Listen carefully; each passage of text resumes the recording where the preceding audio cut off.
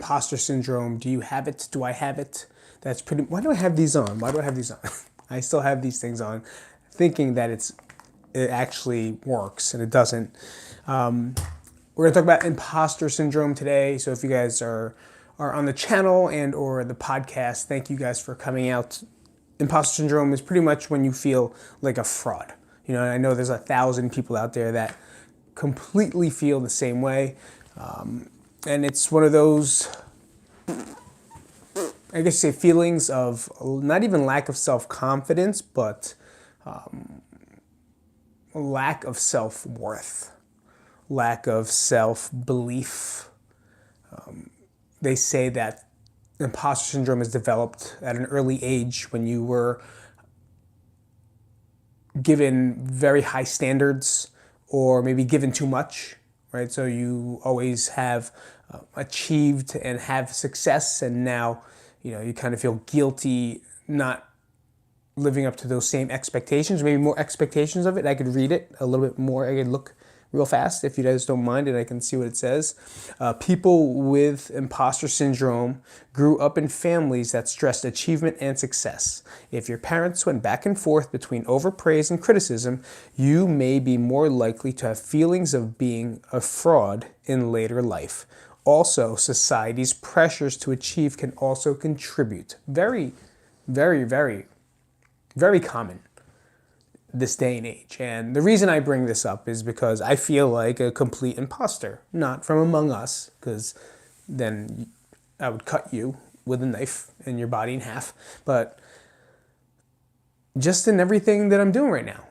It's not a form of disbelief or a form of I'm not doing the right thing. It's why the fuck should you listen to me, right? Why should people even listen to what it is I'm saying? Why do people actually listen to what it is I'm saying? I know people are listening, right? You guys are listening. There's people listening. But I don't believe that I'm giving good information. I don't believe that I'm good enough to be doing that. So why can this be something that I want to do? Why should this channel,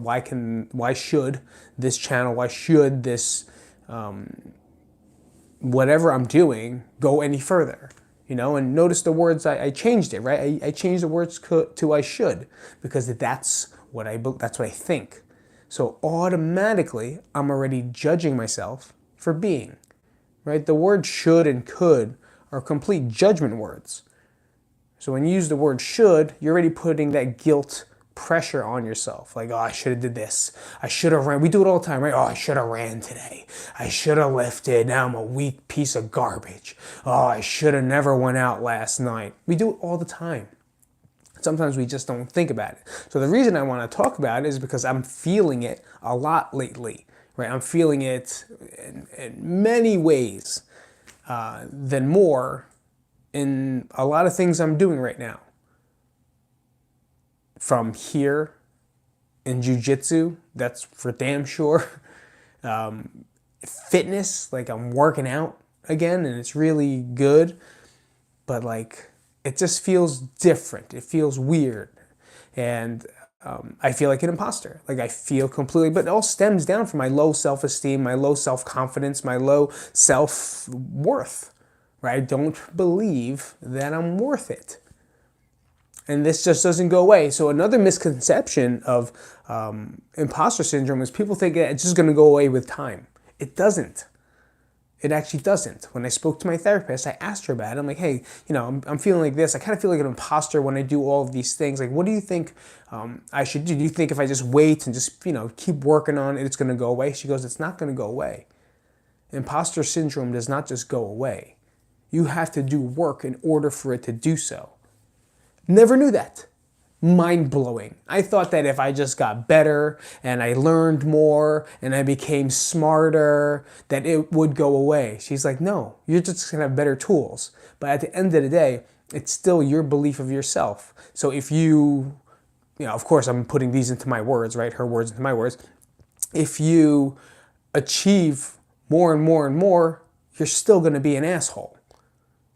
Right? If you feel like you're an asshole to yourself, you're still going to feel like an asshole to yourself. No matter how high of achievement you get, no matter how many certs. And you know who get it? You know who does this all the time? I'll say this all the time. Personal trainers, strength coaches. They do it all the time. Why? They need another cert. We need another certification. In order for me to teach kettlebells, I need to be kettlebell certed. I need to be RKC. I just, these are different types of, for those of you that don't understand what I'm talking about, those are different types of federations or different types of organizations that teach kettlebells. And now there's mace training. Oh, and so I need to go to Onnit.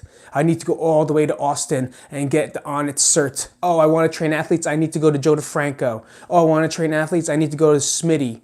I need to go to Zach to start my own gym. Oh, I don't understand what I'm doing. I need to get CrossFit cert level 1, 2, 3, 4, 5, 6, 7, 8, 9, 10, 11, 12. Because that's how many they have. We're never good enough. Right? Trainers are never good enough, especially the ones that care. The ones that are good are not good enough. Ever. And if you ever go to obviously we have a lack of self-confidence, right? Because that's why we lift. Whenever you lift, you have no self-confidence. There's no cocky person. Well, they're all cocky now, but when you lift, you are lacking of some type of confidence, right? So getting muscles, being in shape, being faster, stronger makes you feel better. It does. 100%. And as a trainer, when you get your level 1 cert, now you need level 75. And then once you learn that, now you need your powerlifting strength certs. These are called all the diplomas I would put, or all the certificates I would put behind me on this blank wall. And then I need bodyweight calisthenic guy. And then I need Zumba. I don't know why I said Zumba, but it's the same thing. And now in order to teach yoga, I need to get yoga certed for 7,000 hours. Who says? Who says? Why can't you just lie? Which of 1,000 people, as long as you have as long as you have insurance, you're fine. No, you're not getting in trouble. But you do need some type of a cert, at least one. And they always say that in personal training, you only need one cert. Get one basic cert. NSCA, CPT, NASM, CPT, ACE. Shit, they have 1,000 different ones on the internet now. Just have one that's going to keep you liable for insurance. And that's it. And everything else, you just make it up. You can do that. But I know tons of coaches that have imposter syndrome because they believe that the certificate's going to make them better. Right? The cert is going to make them stronger. And it's not.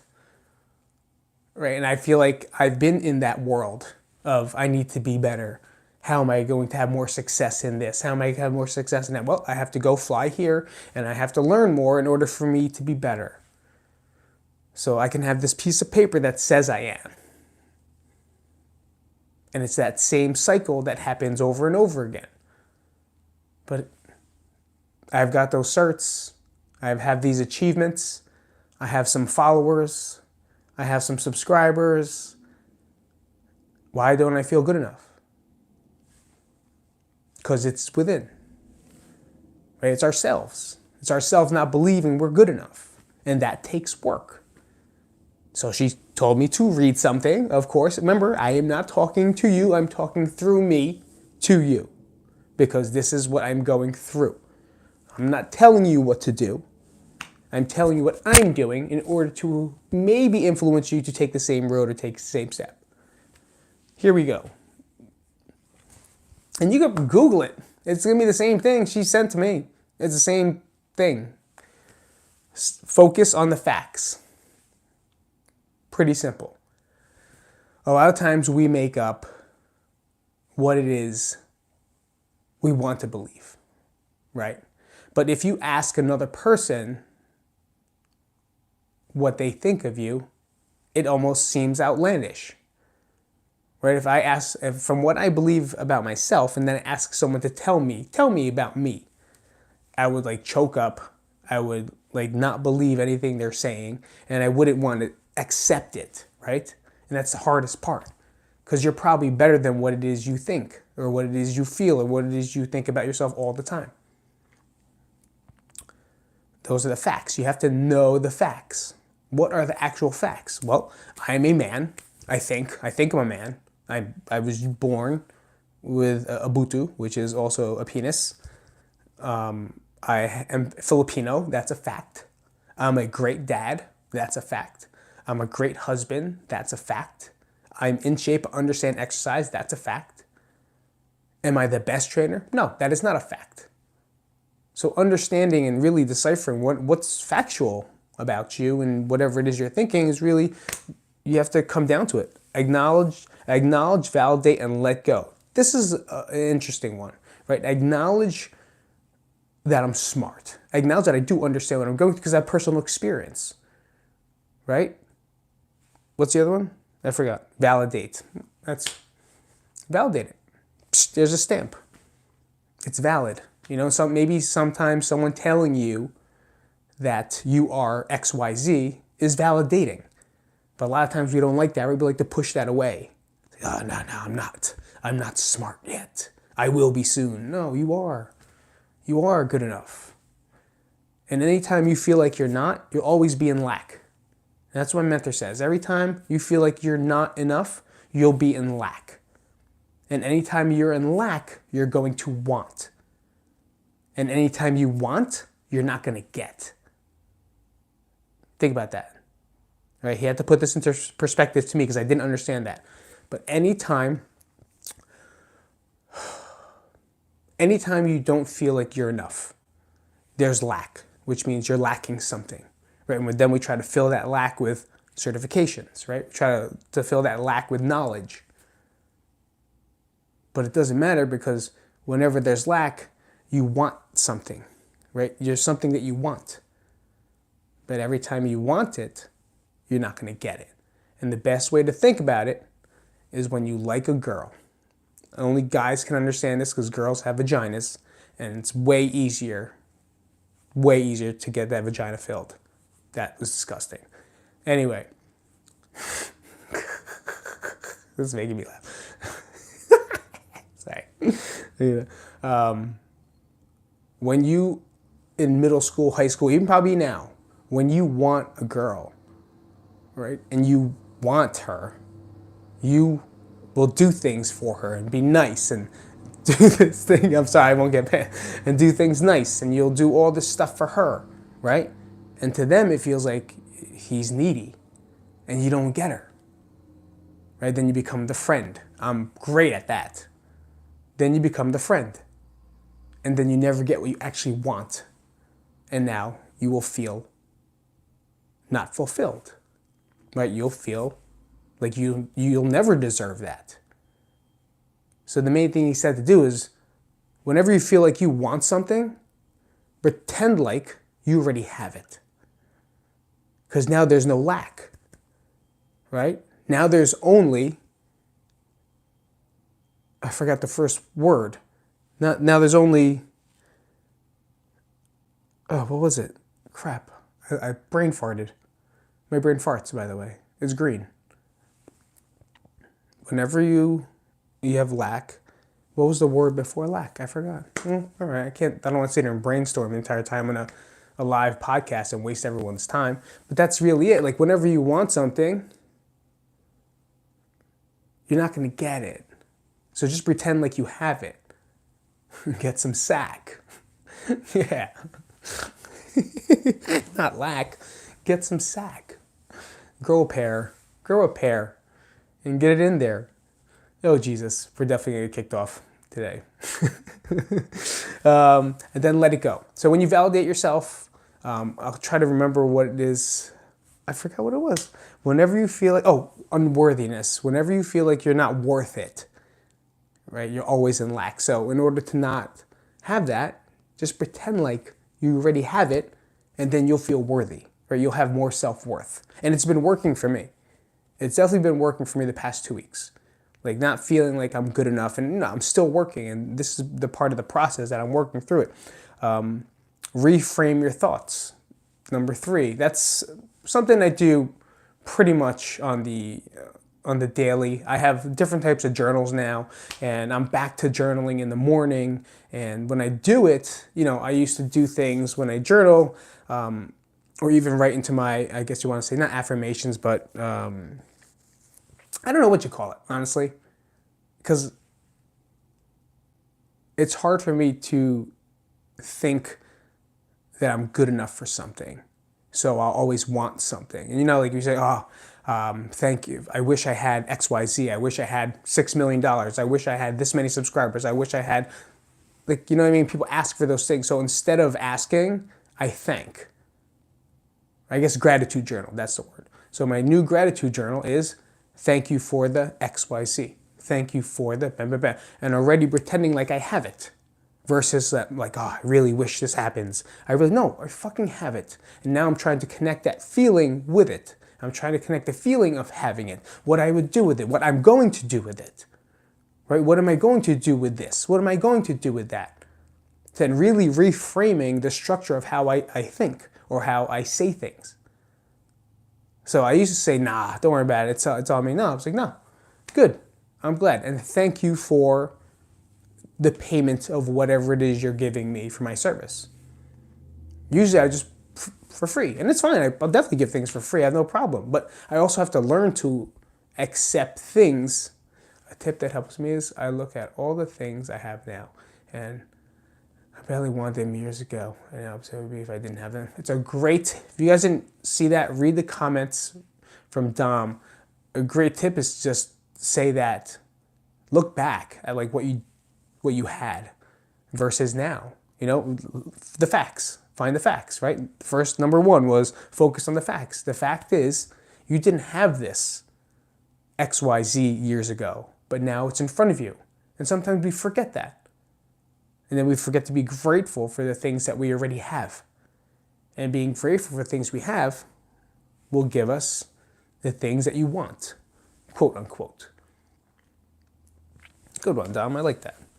Share how you're feeling. And this is why I'm doing this podcast, is number 4. Share how you're feeling. How am I feeling? I'm feeling like I'm an imposter. I feel like I don't deserve to do this stuff. I listen to thousands of motivational speakers / people, and why should anyone listen to me? And I'm sure people think the same thing. But you know what I'm doing? I'm still doing it.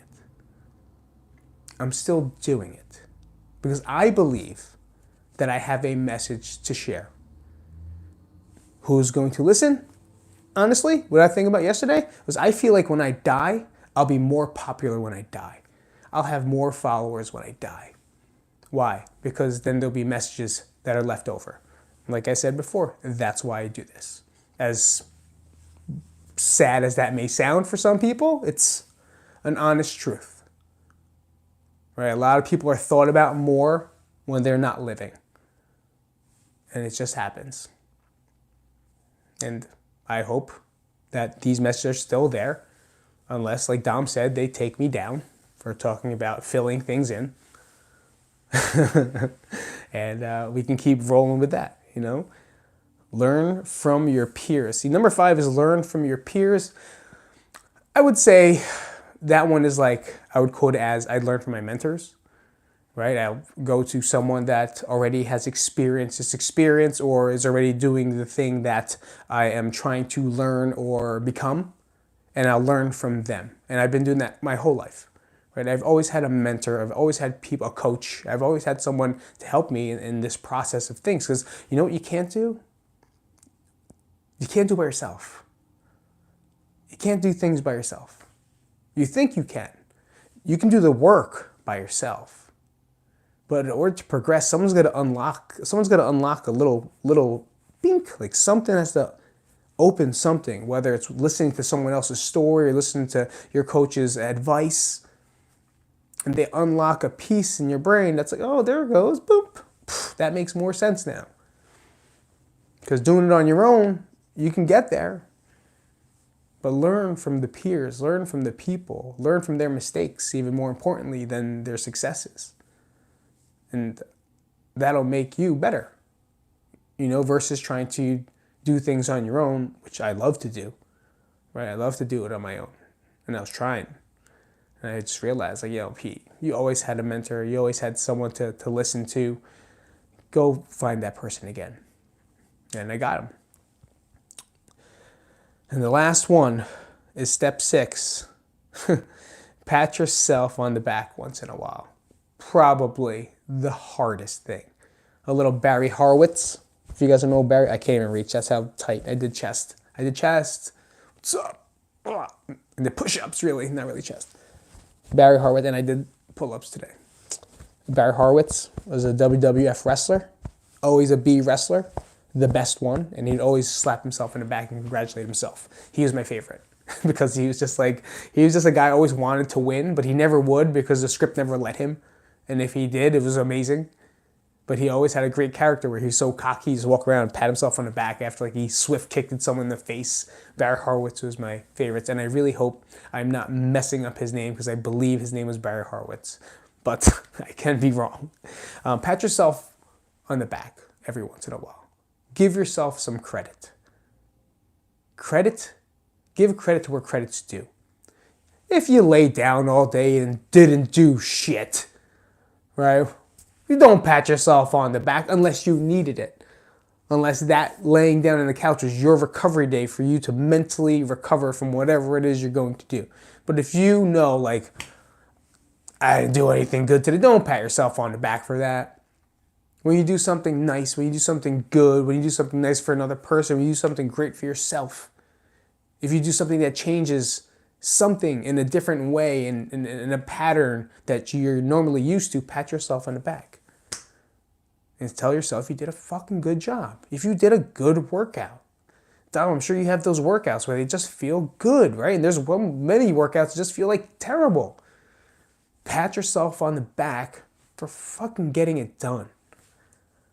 Right? Those are the ones you pat yourself on the back for. The ones that you grinded through. Every day I look at what I did with the win. I always love how you spell the word win because he puts the one. I don't know if it does autocorrect now. Each win adds up. It does. Every little thing is a win. He puts W, the number 1, N. And at first, I feel like I'm talking to some Asian kid on AOL Instant Messenger because it's spelled that way, except it should say XOXO afterwards. But that's what I feel like whenever I see that word. But it's a great way to think of things. Like every little thing you do is a win. Every little thing that just counts as a step towards that goal or image that you're looking at counts as a win. And we discredit that a lot, right? We just throw it under the rug. Ooh, I woke up this morning and I ate good. Whatever, I should do that every day. Each meal, each workout, each kind of, exactly what I was saying. Exactly, it's the right decision. Every decision you make in the direction towards your goal is a win. And that's a great way to think about this. And a lot of people don't do that. You make a bad decision, you learn, you move on. Taught me that. That's it. You're going to make a bad decision, but you got to get out of it. And that's what wrestling does. You're going to do the wrong, you're going to overlook a wrestler, right? You're going to overlook your opponent. You're going to take the wrong shot. You're going to grab the wrong wrist. You're going to step too far. And it's gonna cost you. But it was a mistake. You didn't mean for it to happen. It just did. Because it was just a miscalculation in two different worlds. And that's the stuff you gotta let go. And you gotta let go of it fast. Best examples also, quarterbacks. NFL quarterbacks, high-level quarterbacks. Imagine if they thought about that interception the whole game, or the third down conversion they didn't get the whole game. They would have the worst game, and that's why they're not professional. There's people that do that, they're not professional. Pro athletes let go of shit fast. And we're an athlete in life. We gotta let go of the stuff that doesn't count. There's gonna be mistakes, there's gonna be bumps, there's gonna be different roads. But you gotta let that go in order for you to climb and not feel like an imposter. This has nothing to do with being better all the time or trying to achieve more. We just want you to learn to love yourself, be more compassionate to yourself, and understand that you make mistakes and you're not perfect. And when you do that, and when we do that, not even you, when we do that, we're going to start letting go of this little imposter syndrome. I will let you know, and I'll guarantee you in 5 years, I'll still be talking the same, but I will be at a level much higher.